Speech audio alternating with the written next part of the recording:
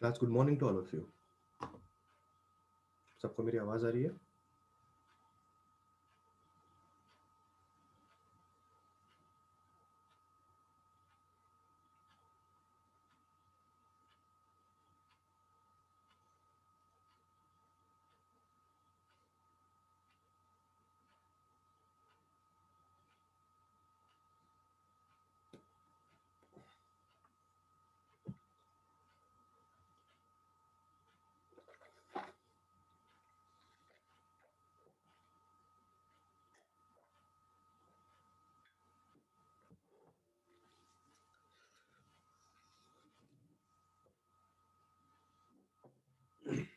बहुत ही बढ़िया। चलिए स्टार्ट कर रहे हैं आज का टॉपिक। आज का जो टॉपिक है उसका नाम है प्रोजेक्टाइल मोशन। ठीक है। डेफिनेशन ऑफ प्रोजेक्टाइल मोशन क्या होती है पहले वो देख लेते हैं। सबसे पहले कि प्रोजेक्टाइल मोशन एक्चुअल में हम क्या मान के चलते हैं।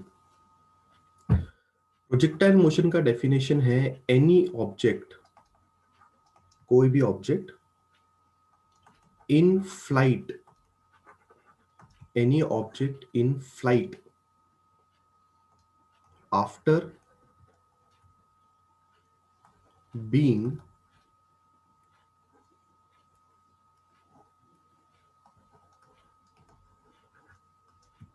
thrown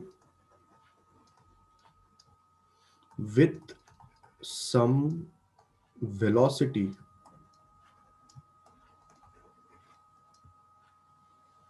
is called projectile motion। आसान भाषा में, बचपन में कभी कैचम कैच तो खेला होगा या आपने किसी प्लेन को उड़ते हुए तो देखा होगा। ठीक है। वो जो प्लेन का उड़ना होता है या फिर कैचम कैच जो हम खेलते हैं, एक जगह पे दूसरा बंदा खड़ा होता है, एक जगह पे और एक बंदा खड़ा होता है और दोनों बंदे लोग एक जगह से दूसरी जगह पे बॉल फेंकते हैं, उस चीज को बोला जाता है प्रोजेक्टाइल मोशन। सो प्रोजेक्टाइल मोशन कुछ इस तरह से दिखाई देगा। ये आपकी दो एक्सिस और इस तरह से आप प्रोजेक्टाइल मोशन बना सकते हो। ये आपका प्रोजेक्टाइल मोशन हो गया। प्रोजेक्टाइल मोशन की खासियत ये है कि सबसे पहले आप अगर नोटिस करेंगे तो आपको पता चलेगा कि एक ऑब्जेक्ट है जो हवा में जाता है, एक पर्टिकुलर हाइट तक जाता है, उसके बाद वो ऑब्जेक्ट वापस वहां से नीचे आ जाता है। इस तरह के मोशन को आप प्रोजेक्टाइल मोशन कहते हैं। ऐसा कौन कौन करता है रियल लाइफ में? आपने ऐसा कौन कौन करते हुए देखा है? फ्लाइट्स, मतलब कि एरोप्लेन्स। पर हालांकि एरोप्लेन्स जो हैं वो हवा में स्ट्रेट भी जाती हैं, पर अगर कोई एरोप्लेन सीधा ऊपर जाके ऐसा नीचे आ जाए तो उसे हम प्रोजेक्टाइल मोशन करते हुए कहें। दूसरा, मैं जैसे कैचम कैच का एग्जांपल दिया कि अगर आपने एक ऑब्जेक्ट को यहां से फेंका और किसी और ने उसको यहां पे पकड़ा, या फिर कोई बैट्समैन अगर एक बॉल को हिट करता है तो वो हवा में इस तरह से जाता है और फिर वापस कहीं ना कहीं पे आके गिर जाता है। तो क्रिकेट के स्टेडियम में मोस्टली जो बॉल्स हैं वो प्रोजेक्टाइल मोशन ही करते हैं। ठीक है। इस तरह के मोशन को आप प्रोजेक्टाइल मोशन का नाम देते हो। डेफिनेशन अगर रीड करेंगे, any object in flight, this motion is called as in flight after being thrown with some velocity is called projectile motion. मतलब आपको फेंकना पड़ेगा उसको कुछ वेलोसिटी के साथ, तब जाके वो ऐसा करेगा। अगर मुझे उसको फेंकना पड़ेगा कुछ वेलोसिटी के साथ, तो कुछ वेलोसिटी जो होगी, जो भी वो कुछ वेलोसिटी के बारे में बात कर रहा है, वो मैं यहां पे इस तरह से बना सकता हूं। ये देखिए, अगर मैंने यहां पे एक वेक्टर बनाया जिसका नाम u होगा, तो व्हाट इज दिस u? ये u क्या है हमारे लिए? ये जो u है इसको हम बोल सकते हैं कौन सी velocity? We can call this as initial velocity with which the object has been projected. सो आप अगर बात को समझ रहे होंगे तो ये जो u नाम की वेलोसिटी है, ये u नाम की वेलोसिटी हमारी कैसी वेलोसिटी है? इनिशियल वेलोसिटी है जिससे आपने अपने प्रोजेक्टाइल को फेंका है। ठीक है। दूसरी चीज जो आपने याद रखनी है, जब भी आप प्रोजेक्टाइल को फेंकते हैं तो आप एट एन एंगल थीटा फेंकते हैं। At an angle theta you throw the projectile, you project the projectile at an angle theta. So what is theta? What is theta? Theta is angle of projection of the projectile. सब लोगों ने दिमाग में कैचम कैची लाना है। Catch catch catch जब खेलते हैं ना, तो कैच कैच खेलने के टाइम पे आपने या तो खेला नहीं होगा या तो देखा तो होगा, आप बॉल को एट एन एंगल ऊपर की तरफ फेंकते हैं। वो जो एंगल जिससे आप बॉल को ऊपर की तरफ फेंकते हो, that angle is called as angle of projection. सबसे पहली बात, इनिशियल वेलोसिटी जिससे आप प्रोजेक्टाइल को फेंकते हो, थीटा एंगल ऑफ प्रोजेक्शन। इस इनिशियल वेलोसिटी के वेक्टर को हम लोग दो भाग में रिजॉल्व कर सकते हैं इस तरह से। ये वेक्टर हो जाएगा u cos थीटा, ये वेक्टर हो जाएगा u sin थीटा। तो अब आप क्या देख रहे हो? आप देख रहे हो कि आपने जो वेलोसिटी से प्रोजेक्टाइल को फेंका, वो velocity vector eight an angle था। जब भी कोई वेक्टर एट एन एंगल होता है तो उस वेक्टर को हम लोग रिजॉल्व कर सकते हैं। तो यहां पे मैं क्या लिखूंगा? यहां पे मैं लिखूंगा कि initial velocity can be resolve. I hope mathematical method chapter पढ़ना शुरू कर दिया है। Can be resolved into its two क्या कंपोनेंट्स। तो आपने इनिशियल वेलोसिटी को दो कंपोनेंट में तोड़ा। एक कंपोनेंट है u cos थीटा, एक कंपोनेंट है u sin theta. u cos theta can be called as horizontal component and u sin theta can be called as vertical component. सब नामकरण ध्यान से सुनने का, ठीक है। क्यों इसको हॉरिजॉन्टल बोल रहा हूं? u cos थीटा को मैं हॉरिजॉन्टल क्यों बोल रहा हूं? एक्स एक्सिस में जो चीज होती है उसको हॉरिजॉन्टल बोला जाता है, वाई एक्सिस में जो चीज होती है उसको वर्टिकल बोला जाता है, ठीक है। तो इसलिए मैंने u cos थीटा को हॉरिजॉन्टल कंपोनेंट बोला और मैंने u sin थीटा को वर्टिकल कंपोनेंट बोला। क्या है u cos थीटा और u sin थीटा? जिस वेलोसिटी से आपने प्रोजेक्टाइल को फेंका, उस वेलोसिटी को आपने दो भाग में रिजॉल्व किया। क्योंकि आपने प्रोजेक्टाइल को अगर एट एन एंगल भेजा होगा, तो एट एन एंगल जब भी किसी वेक्टर को आप प्रोजेक्ट करते हो तो उस वेक्टर को आप दो भाग में तोड़ सकते हो, u cos थीटा और u sin थीटा। पर u cos थीटा को क्या बोलना है और u sin थीटा को क्या बोलना है वो लिख दिया मैंने यहाँ पे। u cos थीटा को आपको हॉरिजॉन्टल कंपोनेंट बोलना है, u sin थीटा को आपको वर्टिकल कंपोनेंट बोलना है। बट सवाल ये उठता है कि हम लोगों ने इसको रिजॉल्व किया क्यों? मतलब रीजन क्या है रिजॉल्व करने का? तो रीजन समझो। अगर मैं u cos थीटा को हॉरिजॉन्टल कंपोनेंट बोल रहा हूं और मैं u sin थीटा को वर्टिकल कंपोनेंट बोल रहा हूं, तो इनका यूज क्या है? u cos theta is the component of velocity which helps the projectile to move forward. And अगला कौन सा बंदा है? u sin theta is the component of velocity which helps, किसको मदद करता है?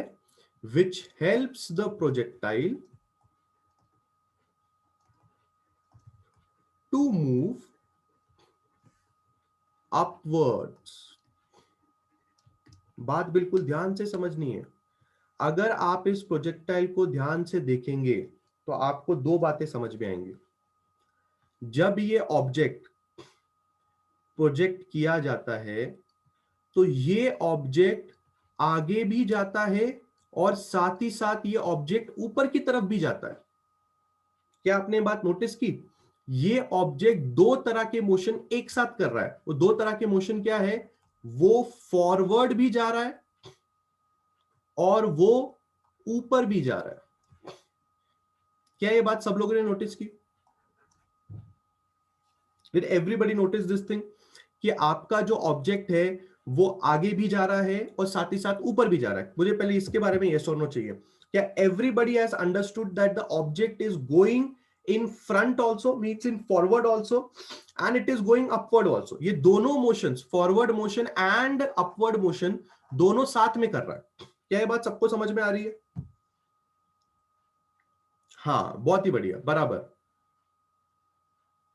तो अगर ये बंदा फॉरवर्ड मोशन और अपवर्ड मोशन दोनों साथ में कर रहा है तो फॉरवर्ड मोशन करने के लिए कौन सी वेलोसिटी जिम्मेदार है? बताओ मेरे को,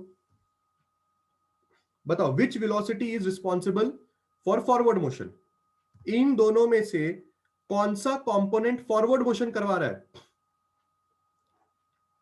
absolutely correct, u cos theta वाला कंपोनेंट फॉरवर्ड मोशन करवा रहा है एंड u sin थीटा वाला मोशन क्या करवा रहा है? अपवर्ड मोशन करवा रहा है। तो मैंने जो लिख के दिया, आई होप एवरीबडी इज अंडरस्टैंडिंग। मैंने जो अभी लिख के दिया, u cos theta, u sin theta, horizontal component, vertical component. u cos theta is the component of velocity which helps the projectile to move upwards, move forwards. u sin theta is the component of velocity which helps the projectile to move upwards. I hope the word projectile is clear with all of you.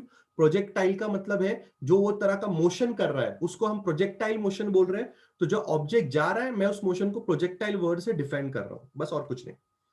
अब क्या होगा, मेरी बात बिल्कुल ध्यान से समझना, ठीक है? बिल्कुल ध्यान से समझना, बहुत ही इंपॉर्टेंट बात जो बहुत सारे स्टूडेंट्स कंफ्यूज रहते हैं इसको सुनने के बाद, इसलिए अच्छी तरह से मेरी बात सुनना। सपोज कीजिए किसी ने आपको इस पर्टिकुलर पॉइंट पे बोला कि आपके ऑब्जेक्ट की वेलोसिटी बताओ। इस पर्टिकुलर पॉइंट पे, इस पर्टिकुलर पॉइंट पे भी आपने एक टैंजेंट बनाना है इस तरह से और वहां पे लिखना है v। ध्यान से बात को समझो।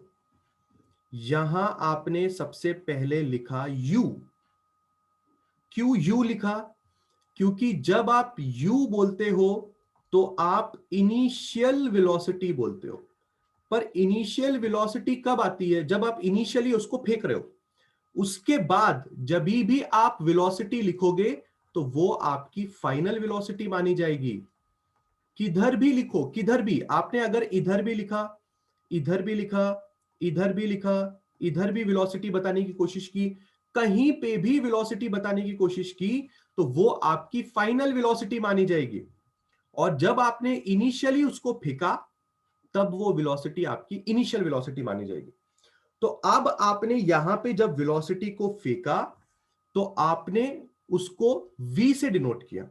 आप इस v को भी दो भाग में तोड़ सकते हो इस तरह से।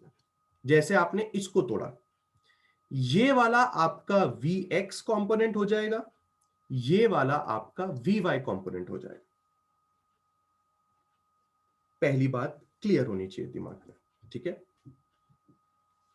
अब एक और बहुत ही इंपॉर्टेंट बात, आपने देखा जो आपकी वेलोसिटी है, फाइनल वेलोसिटी, उसके भी दो कंपोनेंट है, एक Vx है और एक Vy है। जैसे यहां पे u वाले बंदे के दो कंपोनेंट थे, u cos थीटा और u sin थीटा।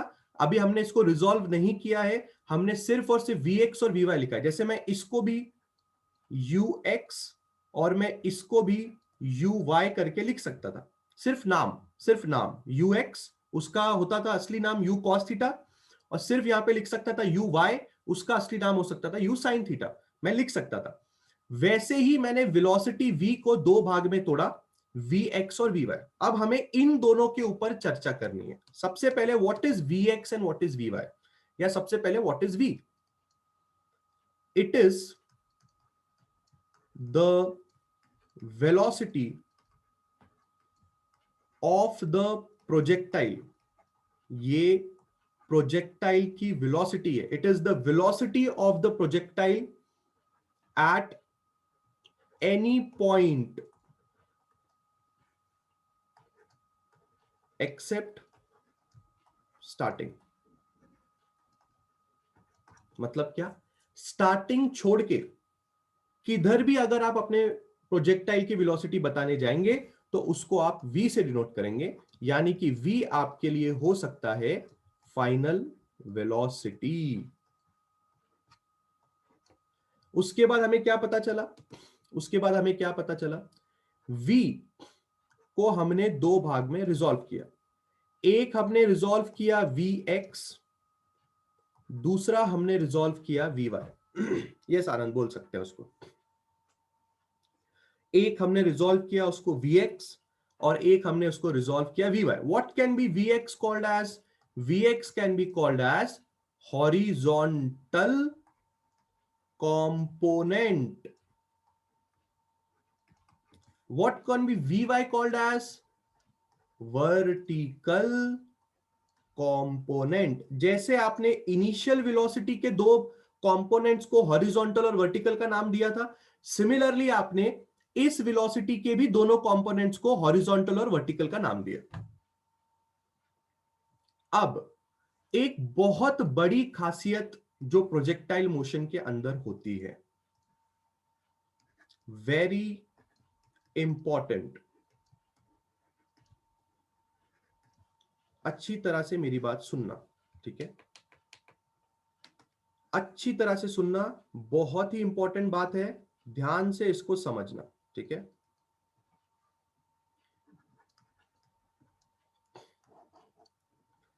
जब हम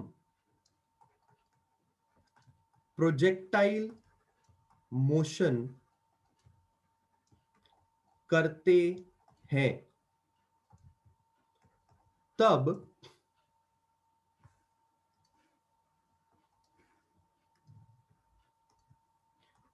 हमारा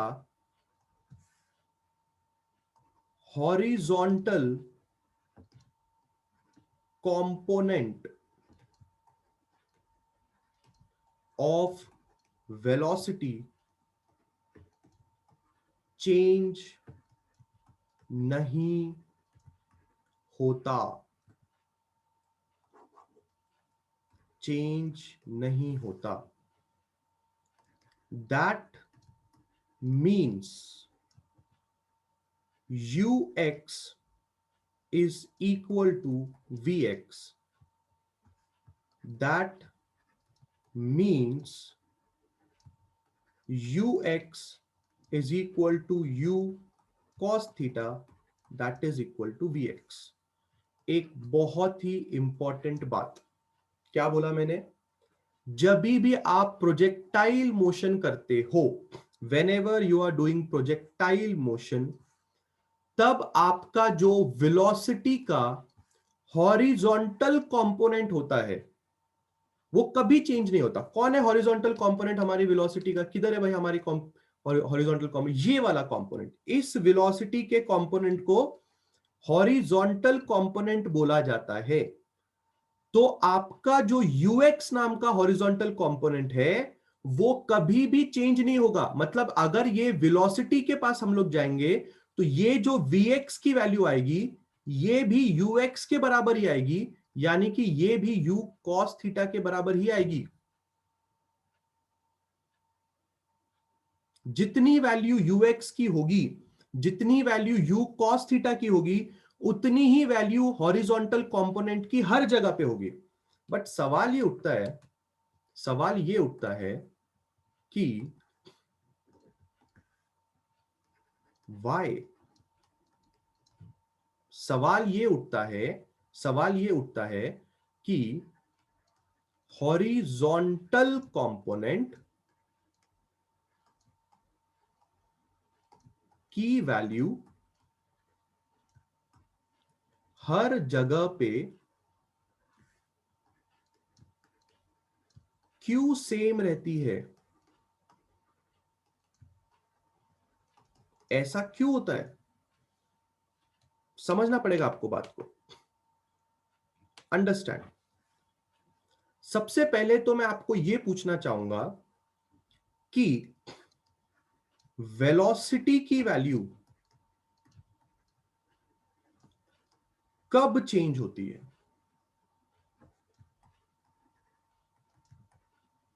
सबसे पहला सवाल मैं आपसे यह पूछना चाहूंगा कि वेलोसिटी की वैल्यू चेंज कब होती है?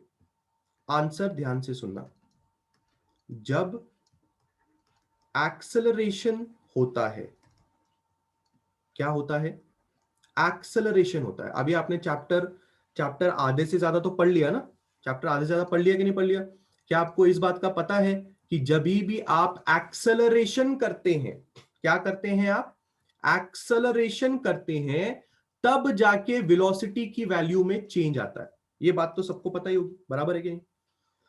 आप अगर नोटिस करेंगे तो प्रोजेक्टाइल प्रोजेक्टाइल मोशन में, प्रोजेक्टाइल मोशन में हॉरिजॉन्टल डायरेक्शन में कोई एक्सेलरेशन नहीं होता। अब आपको लगेगा कि सर कैसे नहीं होता? हम ये कैसे इमेजिन करें कि हॉरिजॉन्टल डायरेक्शन में कोई एक्सेलरेशन नहीं? मतलब मुझे ये तो समझ में आया और आपको भी ये समझ में आया होगा कि वेलोसिटी ना बदलने का रीजन क्या है। क्या रीजन है वेलोसिटी ना बदलने का? अभी हमने क्या लिखा है यहां पे? वाई, क्यू, क्यू हॉरिजॉन्टल कंपोनेंट की वैल्यू हर जगह पे क्यों सेम रहती है? हॉरिजॉन्टल कौन सा वाला component?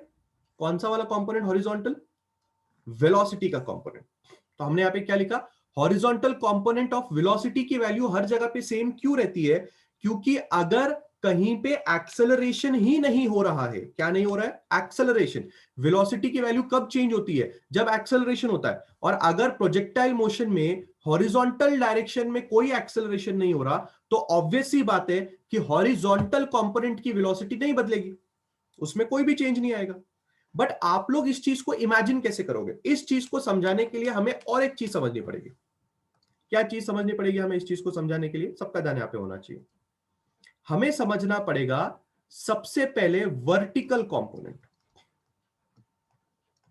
Vertical component of velocity, इसके बारे में हमें पहले पढ़ना पड़ेगा। सबसे पहले जो इनिशियल वर्टिकल कंपोनेंट था वो कितना था? यू वाई, जो कि है यू साइन थीटा। उसके बाद जो फाइनल वर्टिकल कंपोनेंट हुआ वो हुआ वी वाई। और आपने एक बात याद रखनी है, यू वाई जो है वो बराबर नहीं है वी वाई के। मतलब क्या? मतलब क्या? इससे क्या समझ में आया? इससे आपको समझ में आया कि acceleration is taking place in vertical direction, acceleration vertical direction में हुआ, इसलिए तो वेलोसिटीज इनिशियल और फाइनली सेम नहीं है। पर एक्सेलरेशन कहां से आया? एक्सेलरेशन कहां से आया आपको समझना पड़ेगा। It is acceleration due to gravity, जिसको बोला जाता है स्मॉल जी। कभी आपने सुना होगा एक्सेलरेशन ड्यू टू ग्रेविटी, जिसको बोला जाता है स्मॉल जी। ये एक्सेलरेशन ड्यू टू ग्रेविटी उस हर ऑब्जेक्ट पे लगती है जो हवा में जाने की कोशिश करता है। मेरा बोलने का मतलब क्या, अगर एग्जाम्पल के तौर पे आप समझो, तो अगर यहां पे एक ऑब्जेक्ट है, ये आपकी जमीन है, ठीक है, ये आपकी जमीन है, और अगर आपने इस ऑब्जेक्ट को यहां से छोड़ दिया तो ये ऑब्जेक्ट नीचे की तरफ फ्री फॉल करेगा, गिरने की कोशिश करेगा। पर जब ये ऑब्जेक्ट नीचे की तरफ गिर रहा है, ये ऑब्जेक्ट नीचे की तरफ क्यों गिर रहा है? Because of gravitation. पर क्या आपको पता है, जब ये ऑब्जेक्ट नीचे की तरफ गिरता है तो इसके पास जो एक्सेलरेशन होता है वो जी के बराबर होता है, और जी का वैल्यू होता है मीटर प्रति सेकंड स्क्वायर। कितने लोग को ये बात याद आ रही है? कितने लोगों को समझ में आ रहा है कि कुछ ऐसी चीज होती है जिसका नाम एक्सेलरेशन ड्यू टू ग्रेविटी होता है, जिसकी वैल्यू 9.8 मीटर प्रति सेकंड स्क्वायर होती है? कितने लोग को ये बात पता है?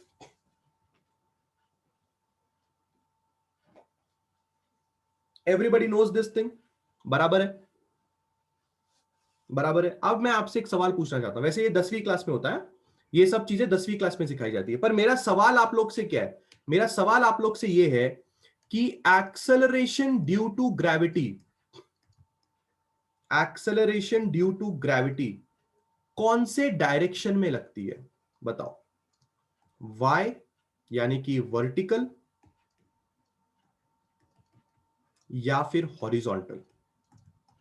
बताओ, एक्सेलरेशन ड्यू टू ग्रेविटी इन दोनों में से किस बंदे को परेशान करती है?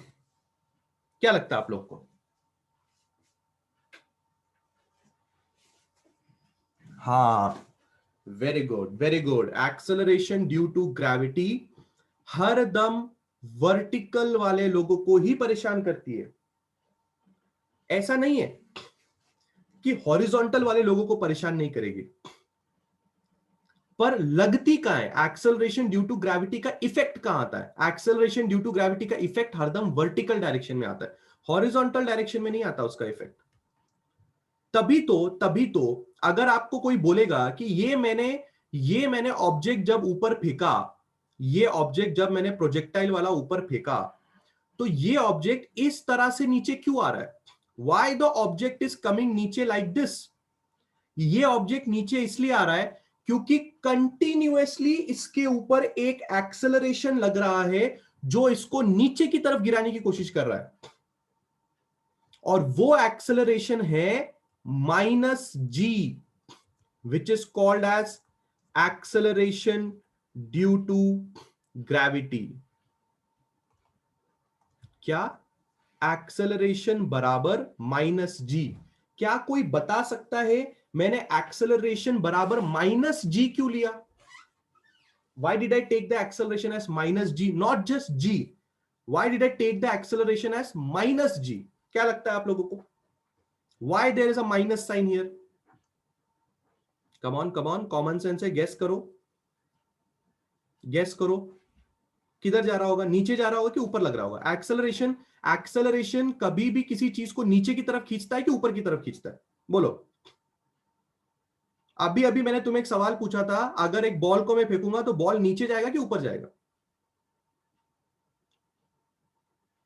नहीं, मैं ऑपोजिट नहीं पूछ रहा हूं, मैं ये पूछ रहा हूं नीचे की तरफ खींचता है कि ऊपर की तरफ खींचता है? बस इस दो सवाल का जवाब दो। एक्सेलरेशन ड्यू टू ग्रेविटी किसी ऑब्जेक्ट को नीचे की तरफ खींचता है कि ऊपर की तरफ खींचता है?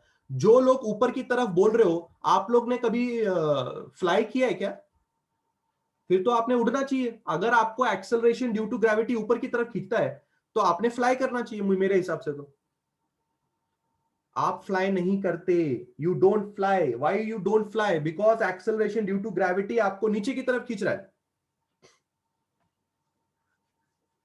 I hope everybody is getting the idea. सब लोगों को आइडिया आना चाहिए कि एक एक्सेलरेशन है, एक एक्सेलरेशन है जो इस ऑब्जेक्ट के नीचे की तरफ लग रहा है। मैं यहां पे बनाना नहीं चाहता हूं, थोड़ा घिचपिच हो जाएगा। इस तरह का एक एक्सेलरेशन है जो नीचे की तरफ लग रहा है, और इस एक्सेलरेशन की वजह से आपके वर्टिकल वेलोसिटी में चेंज आता है।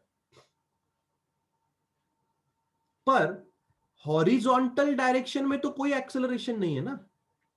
There is no acceleration in horizontal direction. अगर हॉरिजॉन्टल डायरेक्शन में कोई एक्सेलरेशन नहीं है तो वहां पे वेलोसिटी का कंपोनेंट कैसे चेंज होगा? नहीं चेंज होगा। अब अगर कोई ऑब्जेक्ट इस पर्टिकुलर पॉइंट पे पहुंच जाए, जिसको आप हाईएस्ट पॉइंट मानते हो, इस हाईएस्ट पॉइंट पे इस तरह की एक वेलोसिटी आएगी, सिर्फ और सिर्फ उसको बोला जाएगा यूएक्स। अगर आप ध्यान से सुनेंगे तो मैंने इस हाईएस्ट पॉइंट पे कोई भी वर्टिकल कंपोनेंट नहीं बनाया, मैंने सिर्फ और सिर्फ हॉरिजॉन्टल कंपोनेंट बनाया। रीजन ध्यान से सुनना, रीजन ध्यान से सुनना। जब भी आपके पास एक वर्टिकल कंपोनेंट होता है तो इस बात की उम्मीद होती है कि ऑब्जेक्ट ऊपर जाएगा। किस बात की उम्मीद होती है? वर्टिकल कंपोनेंट किस बात की उम्मीद देता है आपको? ऑब्जेक्ट ऊपर की तरफ जाएगा। बट जब ऑब्जेक्ट यहां पहुंच गया, which is called as the highest point, ये आपका सबसे कैसा पॉइंट है? ये आपका सबसे हाईएस्ट पॉइंट है। What does that mean? It means कि अब आपका ऑब्जेक्ट और ऊपर नहीं जा सकता। क्यों नहीं जा सकता आपका ऑब्जेक्ट और ऊपर? मैं आपको समझाता हूं। सबसे पहले आपके पास एक वेलोसिटी थी हॉरिजॉन्टल में, उस वेलोसिटी का नाम था u sin थीटा। ये u sin थीटा नाम की वेलोसिटी हमारे इस ऑब्जेक्ट को ऊपर की तरफ लेके जा रही थी। परंतु जैसे हमने अपने ऑब्जेक्ट को ऊपर की तरफ फेंका, -g हमारे पीछे लग गया। -g बोला तुम लोग ऊपर कैसे जा सकते हो? मैं अर्थ यहां पे डांडिया खेलने के लिए बैठा हूं?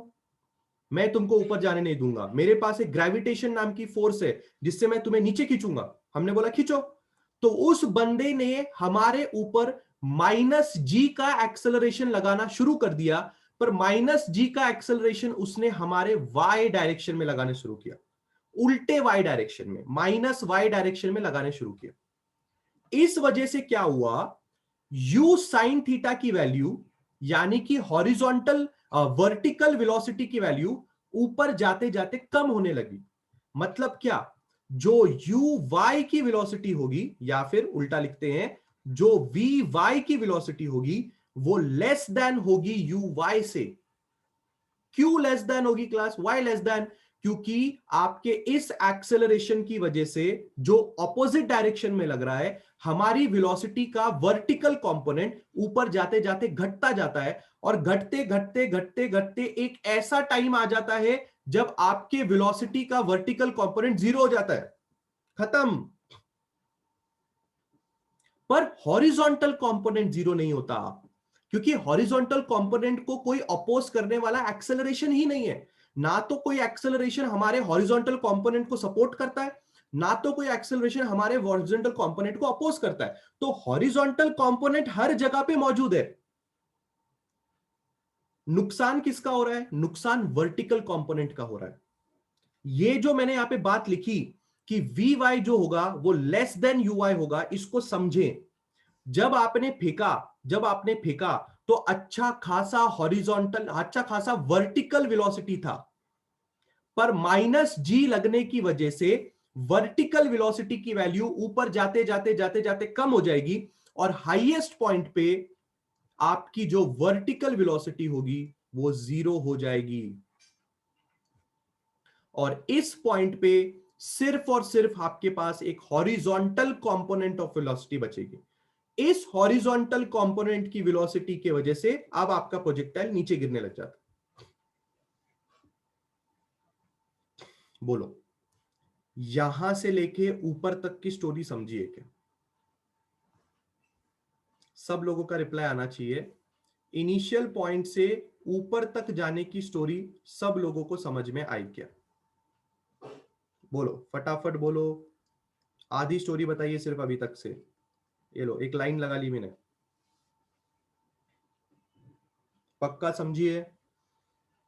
एवरीबडी हैज अंडरस्टूड कि क्या हो रहा है? पक्का? डन है?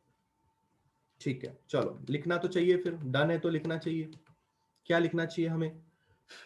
क्या समझ में आया हमें? हमें यह समझ में आया कि what did we understand? We understood जब हम प्रोजेक्टाइल को क्या करते हैं? प्रोजेक्ट करते हैं।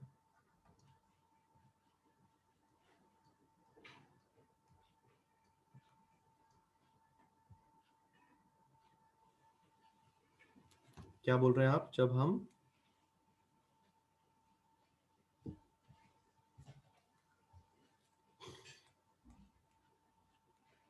एक मिनट, मैं लेता हूं आपका डाउट, पहले मैं लिख लेता हूं। ठीक है सूरज, जब हम प्रोजेक्टाइल को क्या करते हैं? जब हम प्रोजेक्टाइल को क्या करते हैं? प्रोजेक्टाइल को प्रोजेक्ट करते हैं। ठीक है, तब तब वर्टिकल कंपोनेंट ऑफ वेलोसिटी को को नेगेटिव एक्सेलरेशन का सामना करना पड़ता है। किसका सामना करना पड़ता है? नेगेटिव एक्सेलरेशन का सामना करना पड़ता है। उस नेगेटिव एक्सेलरेशन को हम एक्सेलरेशन ड्यू टू ग्रेविटी बोलते हैं। सबसे पहली बात। ठीक है, अगला स्टेटमेंट क्या है? इस नेगेटिव एक्सेलरेशन की वजह से हॉरिजॉन्टल कंपोनेंट, सॉरी हॉरिजॉन्टल नहीं, कौन सा component? Vertical component of velocity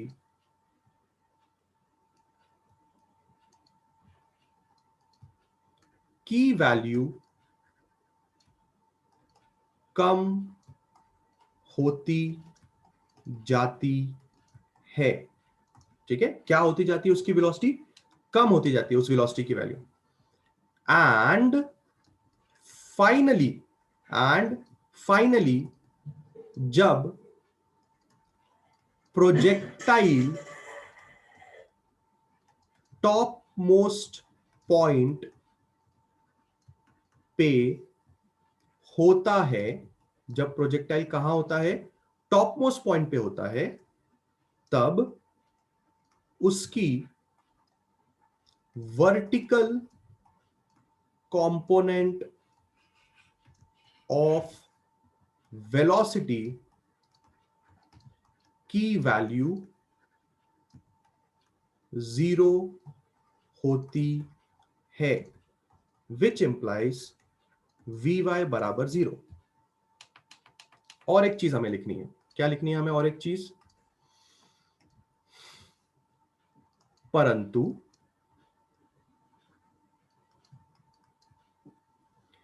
horizontal component of velocity के लिए कोई एक्सेलरेशन नहीं होता। पॉजिटिव एक्सेलरेशन और negative acceleration both are not present. ये बात याद रखना, ना तो कोई एक्सेलरेशन हॉरिजॉन्टल वेलोसिटी को सपोर्ट करता है, ना तो अपोज करता है। ठीक है, हॉरिजॉन्टल कंपोनेंट वेलोसिटी के लिए कोई एक्सेलरेशन नहीं होता। इस वजह से हॉरिजॉन्टल वेलोसिटी के कंपोनेंट में कोई चेंज नहीं आता। This implies ux will be equal to vx will be equal to u cos theta। हर जगह पे ये चीज वैलिड रहेगी। I hope everybody is getting it. Suraj पूछ रहे हैं कि सर हम स्पेस में तो वर्टिकल कंपोनेंट होगा ही नहीं। स्पेस में वर्टिकल कंपोनेंट नहीं होगा क्योंकि वहां पे एक्सेलरेशन ड्यू टू ग्रेविटी नहीं होनी चाहिए, आप ऐसा बोल रहे हो। बट सूरज, अगर आपने ग्रेविटेशनल चैप्टर पढ़ा है तो आपको समझ में आएगा कि vertical acceleration due to gravity तब काम करना बंद कर देगी जब आप अर्थ के एस्केप वेलोसिटी से बाहर निकल जाओगे। जब तक आप एस्केप वेलोसिटी से बाहर नहीं निकलते तब तक आपके ऊपर यह कार्यक्रम चलता रहेगा। ठीक है, तो स्पेस में कब तक आपके ऊपर एक कार्यक्रम चलेगा? जब तक आप अर्थ के ग्रेविटेशनल पुल में हैं। एक बार आप अर्थ के ग्रेविटेशनल पुल से बाहर निकल गए उसके बाद आपके ऊपर यह कार्यक्रम नहीं होने वाला जो अभी हम पढ़ा रहे हैं। Is that clear Suraj? Because आपको पता नहीं, स्पेस में तो ऑब्जेक्ट्स फ्लोट करते हैं ना। स्पेस में ऑब्जेक्ट प्रोजेक्टाइल नहीं कर सकता क्योंकि वहां पे कोई भी acceleration due to gravity act नहीं करता। क्लियर सूरज?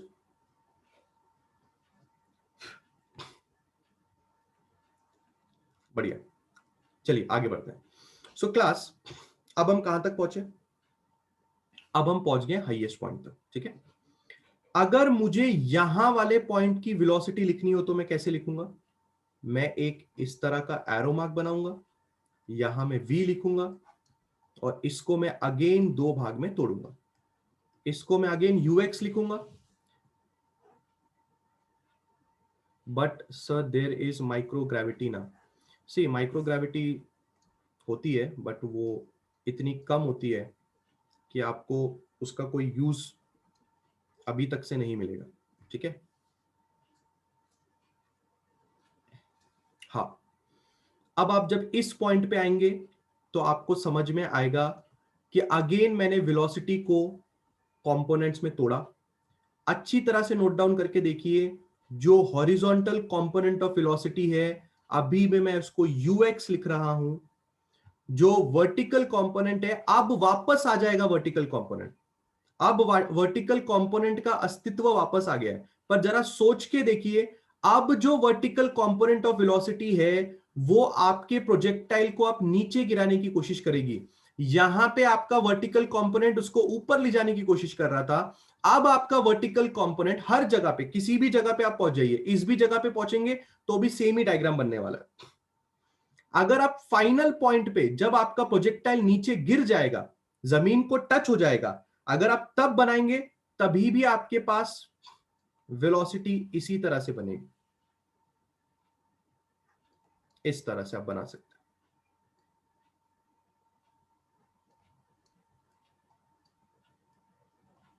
ये हो जाएगा आपका ux, ये हो जाएगा आपका vy। तो प्रोजेक्टाइल जब हाईएस्ट पॉइंट से या फिर टॉप मोस्ट पॉइंट से जब प्रोजेक्टाइल नीचे की तरफ गिरता है तब अभी भी आपने क्या नोटिस करना है? हर जगह पे आप ux ux ux ही लिख रहे हो। ux कहीं पे भी चेंज नहीं होगा क्योंकि ना तो उसके लिए कोई एक्सेलरेशन उसको बढ़ा रहा है, ना तो कोई एक्सेलरेशन उसको घटा रहा है। तो हर जगह पे ux ux ux ux आपको दिखाई देगा। Everywhere there will be ux। यहां पे भी आपके पास जो Vx मैंने लिखा हुआ है वो भी एक्चुअली आपका Ux ही है. This is also the Vx वाला component which is your Ux वाला कंपोनेंट. परंतु हाईएस्ट पॉइंट पे आने के बाद आपने क्या नोटिस किया, यहां पे वर्टिकल कंपोनेंट ऑफ वेलोसिटी ने आपका साथ छोड़ दिया था. फिर जैसे ही वर्टिकल कंपोनेंट ने आपका साथ छोड़ दिया, अब प्रोजेक्टाइल जब नीचे गिरने की कोशिश करेगा तो वर्टिकल कंपोनेंट वापस हाजिर हो जाएगा, बट अब वो प्रोजेक्टाइल को ऊपर की तरफ नहीं नीचे की तरफ गिराने की कोशिश करेगा और आपका प्रोजेक्टाइल धम करके नीचे अल्टीमेटली गिर जाएगा. कुछ छोटी छोटी बातें पता होनी चाहिए. आपका प्रोजेक्टाइल ने शुरुआती डिस्टेंस, शुरुआत जहां से आपने उसको फेंका और जहां पे आके वो गिरा, उसके बीच में उसने एक डिस्टेंस ट्रैवल किया है. आपके प्रोजेक्टाइल ने जमीन से एक हाईएस्ट पॉइंट पे जाके डिस्टेंस ट्रैवल किया है. इन सब डिस्टेंसेस के बारे में हमें अभी बात करना बाकी है. We have to talk about all this distances. पर उसके पहले मैं आप लोग से पूछना चाहूंगा, क्या वेलोसिटी किधर कैसी है ये सब लोग को समझ में आ गया? Everybody has understood the velocity वाला फंडामेंटल. हर जगह पे प्रोजेक्टाइल की क्या वेलोसिटी होगी, कैसी वेलोसिटी होगी, क्या ये सब लोग को समझ में आ गया है? तो मैं हम आगे बढ़ सकते हैं. बोलिए. Everybody has got the velocity वाला फंडामेंटल कि कौन सी वेलोसिटी किधर क्यों कैसी है. क्या ये बात सब लोगों को समझ में आई? क्या सब लोग को समझ में आया हाईएस्ट पॉइंट पे क्यों कौन सी वेलोसिटी नहीं है? क्या ये बात सब लोग को समझ में आई?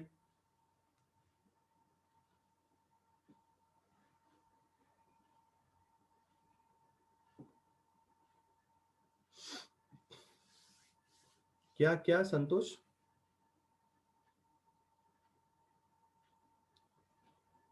क्या बोला आपने? Sir only point is will be there how we don't have vertical velocity. क्या मतलब है इस चीज का?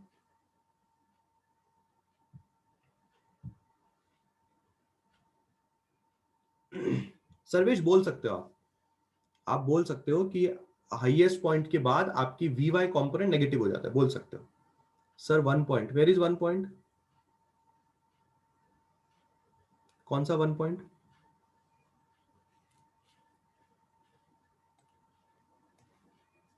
1 पॉइंट या हाईएस्ट पॉइंट? किस बारे में बात कर रहे हो आप?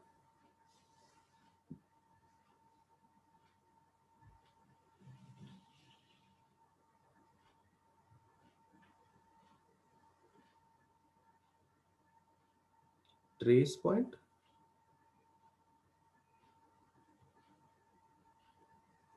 कौन सा होता है ट्रेस पॉइंट? किधर आपको ट्रेस पॉइंट दिख रहा है संतोष? हाँ, हाईएस्ट पॉइंट पे what does the highest point means? सबसे पहले what does the highest point means for you? Highest point का मतलब है कि उस पॉइंट पे आपका प्रोजेक्टाइल और ऊपर नहीं जा सकता. The projectile can not go further upwards. And if the projectile cannot go further upwards, what does that means? It means that it is not having any of the vertical components. And I gave you the reason कि क्यों आपका vertical component नहीं है. Initially you were having a vertical component of the velocity, but due to the negative acceleration, the vertical component of the velocity keeps on decreasing, and because of that, at the highest point you don't have any of the vertical components. वहां पे आपका vertical component zero हो जाता है, क्योंकि इस negative acceleration की वजह से आपकी वेलोसिटी घटती जाती है और फाइनली आपकी वेलोसिटी टॉप मोस्ट पॉइंट पे आने के बाद जीरो हो जाती है. इसलिए टॉप मोस्ट पॉइंट पे आपकी vertical component of velocity zero होता है, बट आपका horizontal component of velocity zero नहीं होता. और उसी हॉरिजॉन्टल कंपोनेंट ऑफ वेलोसिटी के साथ आपका प्रोजेक्टाइल नीचे की तरफ गिरने लग जाता है और फिर आपके पास वापस वर्टिकल कंपोनेंट ऑफ वेलोसिटी आ जाती है. बट फर्क क्या है, यहां पे वर्टिकल कंपोनेंट उसको ऊपर लेके जा रहा था, यहां पे वर्टिकल कंपोनेंट उसको नीचे की तरफ लेके आएगा. बस इतना ही है. Done, everybody is done. सब लोग कोई बात समझ में आ गई है क्या? क्या मैं आगे बढ़ सकता हूं? Everybody has understood what is happening with the velocity. Give me yes और नो ऑल ऑफ यू. फटाफट बोलिए. सब लोगों को समझ में आ गया? किसी को कोई डाउट है? अभी भी दिमाग में कोई डाउट है क्या? Everybody should be giving a reply. Any doubts in their brains? Can I move forward?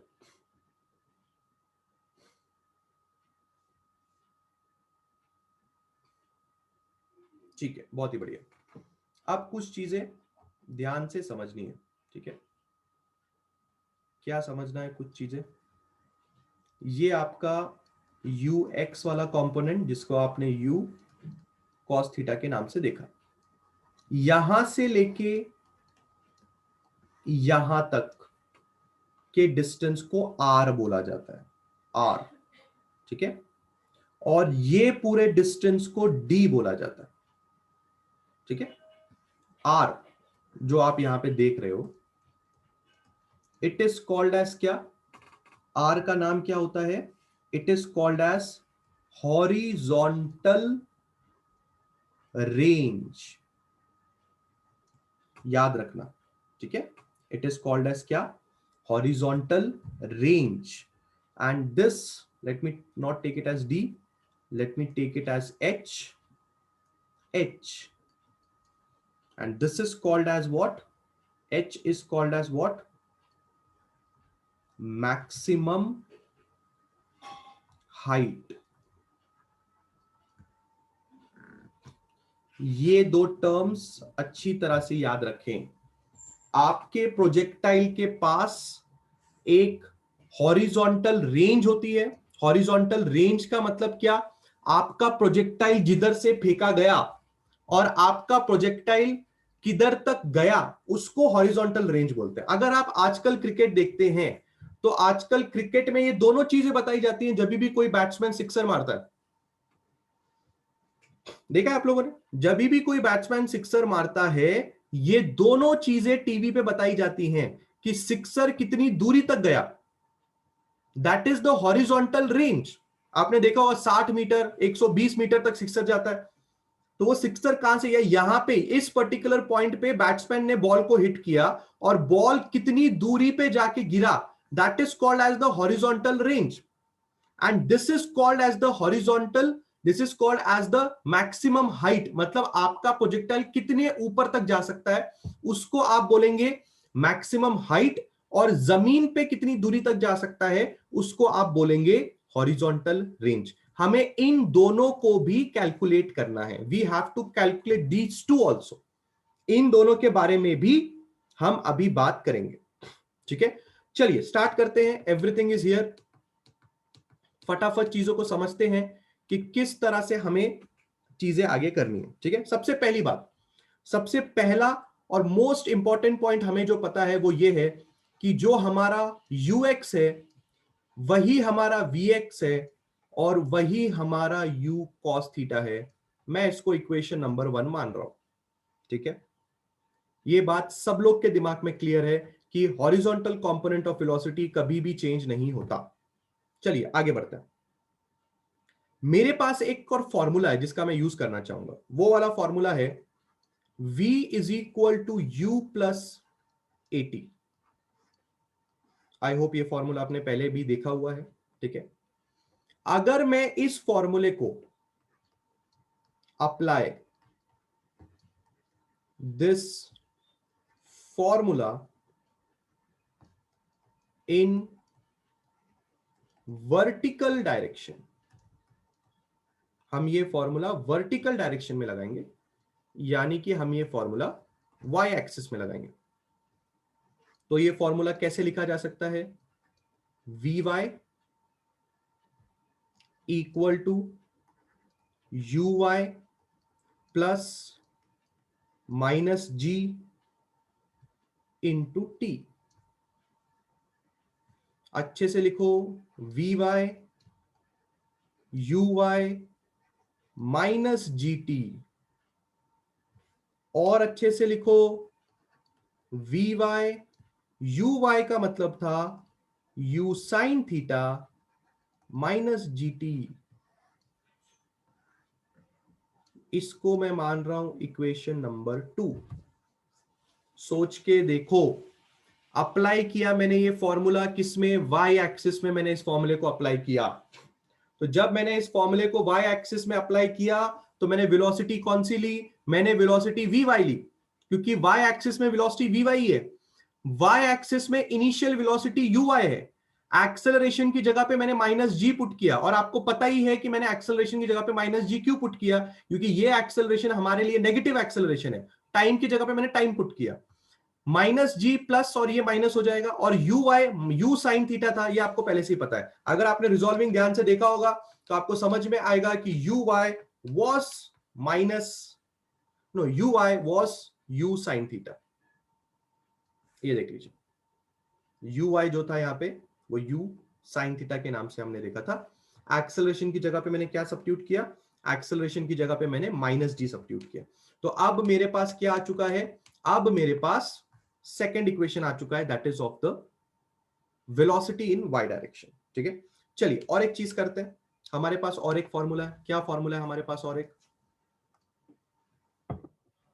देखते हैं हम और कौन सा फॉर्मूला यूज कर सकते हैं। One more formula what you have is S is equal to ut plus half at square. You must have heard about this formula also. बराबर है। हम लोग क्या करेंगे, हम लोग इसको सॉल्व करेंगे। कैसे, apply this formula in x axis and y axis. Why we are applying this formula in x axis and y axis both? Because s मतलब होता है डिस्प्लेसमेंट। s मतलब क्या होता है, डिस्प्लेसमेंट।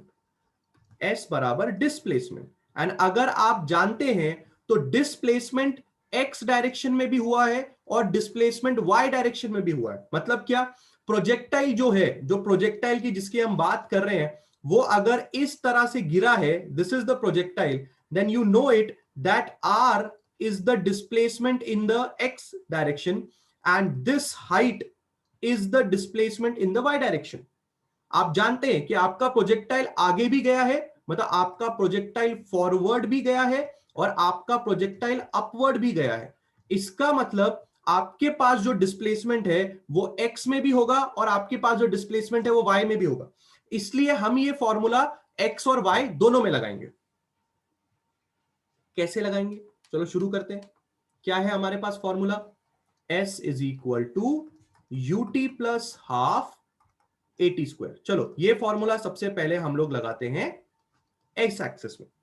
लिखने का तरीका, s x equal to u x t plus half zero t square. कितने लोगों को ये बात समझी, कितने लोगों को ये बात समझी? क्या किया मैंने बताओ, एक्स एक्सिस में लिखते वक्त क्या किया मैंने, कितने लोगों को ये बात समझी? फटाफट फटाफट फटाफट, क्या किया मैंने, क्या किया, क्या समझा तुमको? यहां पे मैंने किसको तो जीरो पुट कर दिया। क्यों ऐसे कर दिया मैंने क्यों ऐसे कर दिया? क्योंकि क्योंकि एक्स डायरेक्शन में कोई एक्सेलरेशन नहीं होता, इसलिए मैंने उसको जीरो पुट कर दिया। कॉमन सेंस वाली बात है।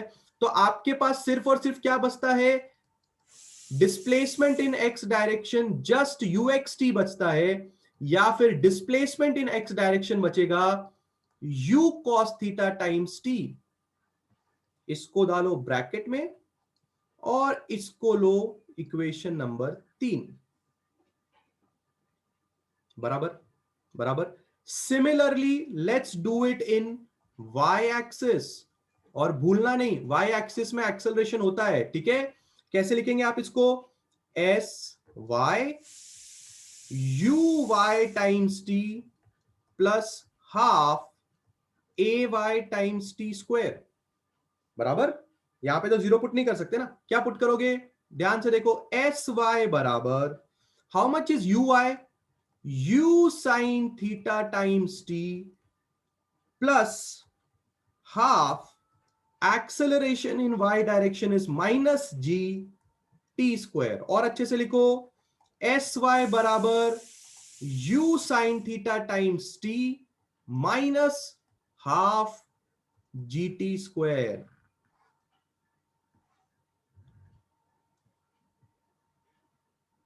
Fourth equation.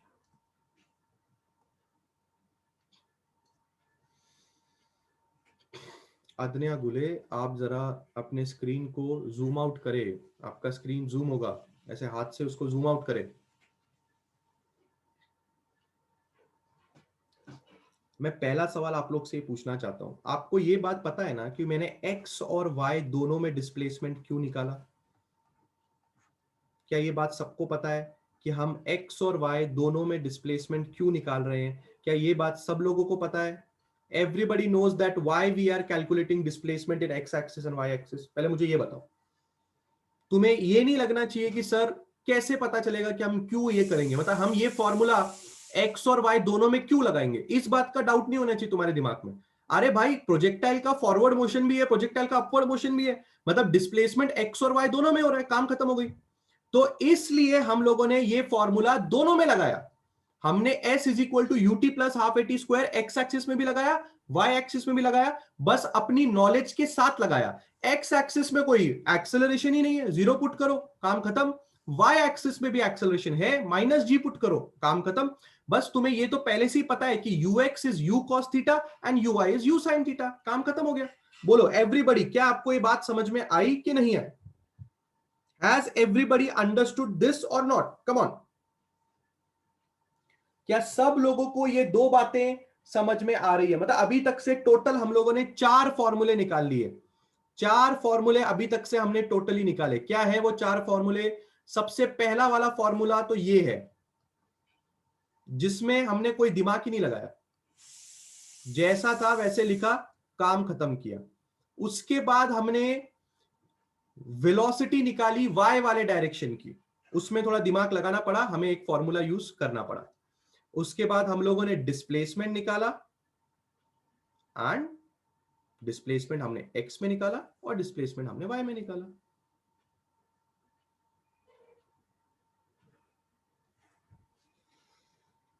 चलिए, कोई डाउट नहीं है तो अब हम आगे बढ़ रहे हैं, ठीक है?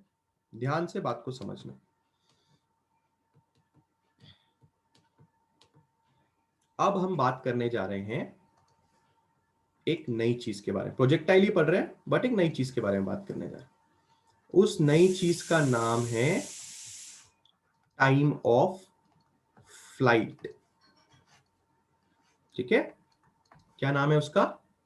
Time of flight. क्या होता है टाइम ऑफ फ्लाइट? जरा मेरी बात ध्यान से सुनना, everybody has to listen very very carefully, ठीक है?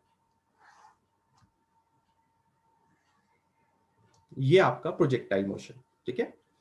ये पॉइंट क्या है भाई? टॉप मोस्ट पॉइंट है, ठीक है? This is a top most point.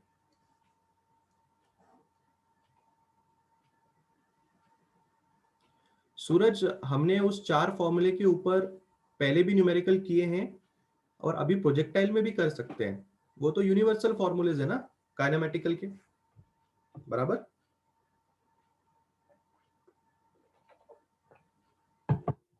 ठीक है, ये कौन सा पॉइंट है? What is this point? This is the top most point, ठीक है? यहां से लेके यहां तक, मतलब पॉइंट 1 से लेके पॉइंट 2 तक आने के लिए इस प्रोजेक्टाइल को कुछ टाइम लगा होगा, बराबर? कहां से कहां तक आने के लिए? कहां से कहां तक आने के लिए? यहां से, जहां से आपने उसको फेंका, और टॉप मोस्ट पॉइंट तक आने के लिए उसको कुछ ना कुछ लगा होगा, क्या? टाइम। और टॉप मोस्ट पॉइंट से वापस बॉटम पॉइंट तक आने के लिए उसको वापस लगा होगा कुछ टाइम, ठीक है? क्या बात आपने समझनी है? आपने जो बात समझनी है उसको बोला जाता है ये time taken for the projectile, time taken for the projectile to go from, कहां से कहां तक, 1 to 2, इसको बोला जाता है टाइम ऑफ असेंट। क्या बोला जाता है इसको? इसको बोला जाता है टाइम ऑफ एसेंट। कहां से कहां तक? कहां से कहां तक? 1 से लेके 2। Let me denote it as t a. यहां से यहां तक आने के लिए टाइम लगता है टी ए, उसको बोला जाता है टाइम ऑफ असेंट। एंड दूसरी चीज क्या? दूसरी चीज क्या अब? टाइम टेकन फ्रॉम, कहां से कहां तक? 2 to 3, इसको बोला जाता है time of descent, denoted by td. मतलब 2 पॉइंट से 3 पॉइंट तक आने के लिए जो टाइम लगता है उसको टीडी बोला जाता है। अगर आप कभी एरोप्लेन में बैठे हो और अगर एरोप्लेन लैंड करने के तैयारी कर रहा है, लैंड करने की अगर एरोप्लेन तैयारी कर रहा है, तो जो कॉकपिट में जो पायलट बैठे होते हैं उनका बहुत ही कॉमन स्टेटमेंट रहता है, कभी भी सुनना है, जब भी एयरपोर्ट पे लैंड होने के पहले वो पायलट्स आपको बताएंगे कि all of you pay attention, we are preparing for the descent. कभी भी सुनना, कभी भी सुनना, अगर कोई पायलट है तो वो आपको बताएगा कि we are preparing for the descent. Descent का प्रिपेयर करने का मतलब क्या है उसका? कि अब हम लैंड करने जा रहे हैं। नीचे आने को डिसेंट बोलते हैं, ऊपर जाने को एसेंट बोलते हैं। And if the pilot is saying that currently we are preparing for the descent, kindly pull up your seat belts and all that, इसका मतलब गाड़ी आप नीचे जाने वाली है। तो उस टाइम को आप टाइम ऑफ डिसेंट बोलते हैं और ऊपर पहुंचने वाले टाइम को आप टाइम ऑफ असेंट बोलते हैं। और एक बात जो समझने लायक है वो ये है कि अगर आपने टाइम ऑफ एसेंट को ऐड किया टाइम ऑफ डिसेंट के साथ, तो आपको जो चीज मिलती है उसको बोला जाता है टाइम ऑफ फ्लाइट। यानी कि t a plus t d gives you capital t. That capital t is called as time of flight. और ये टाइम ऑफ फ्लाइट भी पायलट लोग जब एरोप्लेन स्टार्ट होता है, जब एरोप्लेन एक एयरपोर्ट पे स्टार्ट होगा, जब वो मतलब टेक ऑफ करने के पहले पायलट लोग साफ साफ बोलते हैं कि आप समझ लिए, आप बोल रहे हैं कि आप पुणे से लेके जयपुर की फ्लाइट में बैठे हैं, तो द पायलट सेज लाइक कि ये पुणे से लेके जयपुर की उड़ान है, हमें उड़ान के लिए टोटल 1 घंटा 30 मिनट का समय लगेगा। तो इस तरह से कोई हिंदी में बोलता है, या फिर अगर कोई पायलट इंग्लिश में बोलता है तो ये say this is the flight from the Pune to Jaipur, the time of flight is 1.5 hours. ध्यान से सुनना, कभी भी ऐसा बोलेगा time of flight is 1.5 hours. What does that time of flight means? Time of flight means take off करने से लेके वापस जमीन तक आने का time, that is called as time of flight पूरा। पर टाइम ऑफ फ्लाइट 2 लोगों से मिलकर बनता है। एक होता है टाइम ऑफ असेंट यानी कि ऊपर जाने का टाइम, और एक होता है टाइम ऑफ डिसेंट यानी कि नीचे आने का टाइम। जब आप दोनों टाइम ऑफ असेंट और टाइम ऑफ डिसेंट को ऐड कर दोगे तो दोनों चीज मिला के जो टाइम बनता है उसको बोला जाता है टाइम ऑफ फ्लाइट। बेटा कुछ दिमाग में बेटा, टाइम ऑफ फ्लाइट क्या है हमारे लिए? बोलो बोलो, यस और नो बोलो, यस और नो बोलो। समझ में आया कौन से 2 टाइम के बारे में आप बात पढ़ने वाले हो? कौन से 2 टाइम के बारे में पढ़ने वाले हो आप पढ़ने वाले हो एक टाइम ऑफ असेंट, और आप लोग पढ़ने वाले हो एक जिसका नाम है टाइम ऑफ डिसेंट। ठीक है? टाइम ऑफ असेंट और टाइम ऑफ डिसेंट मिला के टोटल टाइम ऑफ फ्लाइट बनता है, टोटल टाइम ऑफ फ्लाइट बनता है।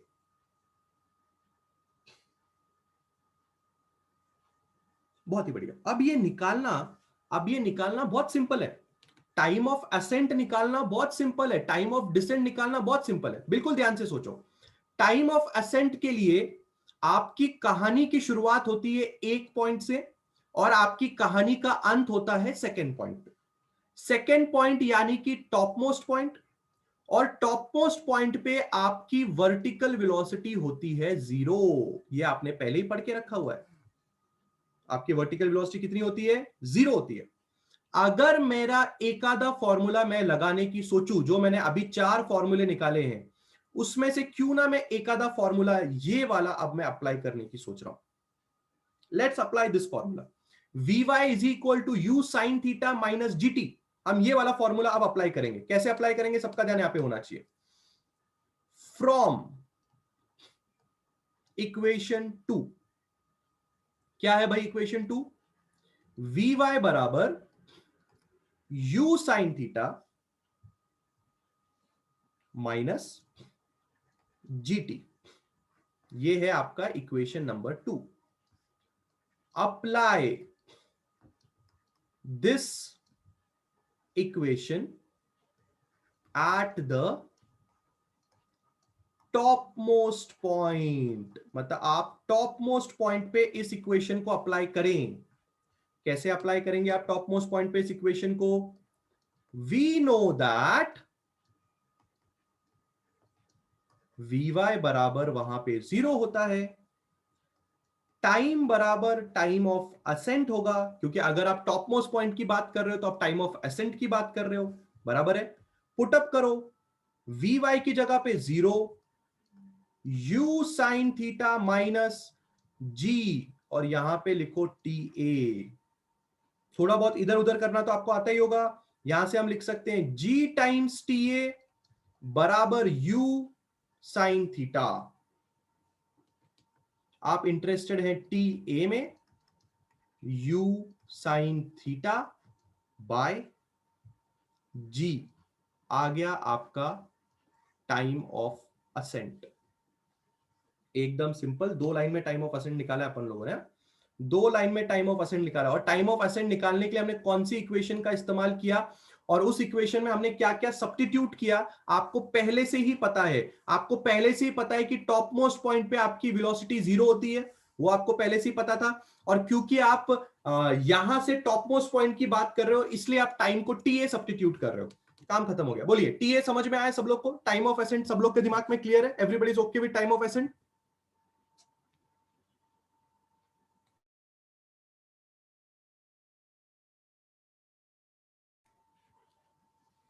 Done done done. Time of accent सबको समझ में आया क्या?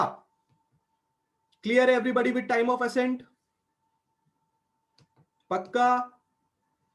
हाँ, अब एक और एक बढ़िया बात बताता हूं आप लोग को। अब मैं आपको और एक बढ़िया बात बताता हूं। पता है कि आपको और एक बढ़िया बात क्या होती है प्रोजेक्टाइल के बारे में? ध्यान से सुनना, ध्यान से सुनना। टाइम ऑफ असेंट जो होता है वो बराबर होता है टाइम ऑफ डिसेंट के। टी ए बराबर टी डी होता है। मतलब क्या? जितना टाइम एक प्रोजेक्टाइल को ऊपर जाने में लगता है, उतना ही टाइम उस प्रोजेक्टाइल को नीचे आने के लिए भी लगता है। Time of ascent and time of descent both are exactly same times लगते हैं। टाइम ऑफ असेंट में आपने कहां से कहां तक का बात सोचा? टाइम ऑफ असेंट में आपने 1 पॉइंट से सेकेंड पॉइंट तक सोचा। फिर आपने एक इक्वेशन ली, इक्वेशन नंबर 3, जो हमने पहले से ही निकाली हुई थी। इक्वेशन नंबर 2, उस इक्वेशन नंबर 2 में आपने क्या सब्स्टिट्यूट किया? उस इक्वेशन नंबर 2 में आपने वी वाई को 0 सब्स्टिट्यूट किया और आपने टी को टी ए सब्स्टिट्यूट किया। बस, इससे ज्यादा कोई सब्स्टिट्यूशन नहीं है। आपने वी वाई को 0 क्यों सब्स्टिट्यूट किया? आप जानते हैं टॉप मोस्ट पॉइंट पे वेलोसिटी 0 होती है। और टी की जगह पे टी ए क्यों लिखा? क्योंकि आप एसेंट की वेलोसिटी निकालना चाहते हैं।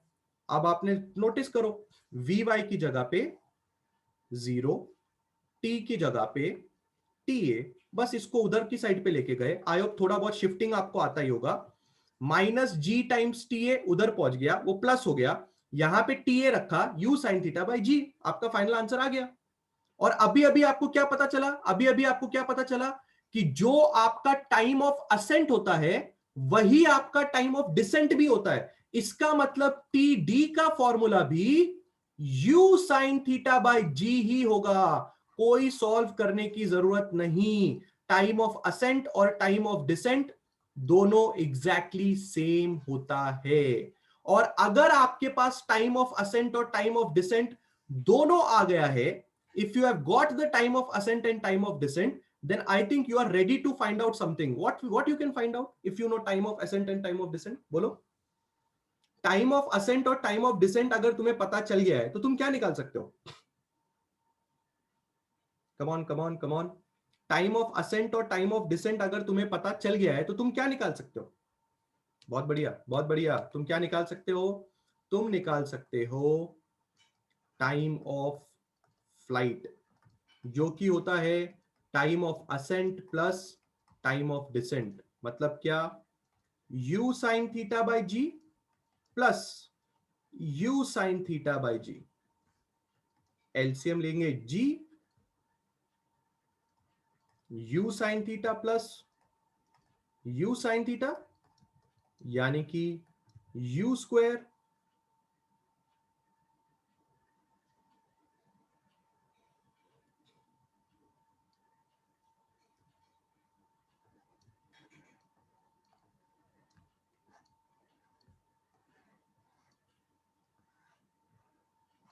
आ गया आपका time of flight 2u sine theta by g. Knowledge भूलना नहीं, क्या नॉलेज नहीं भूलना, ये वाली नॉलेज भूलना मत। क्या नहीं भूलना है कि प्रोजेक्टाइल का टाइम ऑफ एसेंट और प्रोजेक्टाइल का टाइम ऑफ डिसेंट हर बार सेम होता है।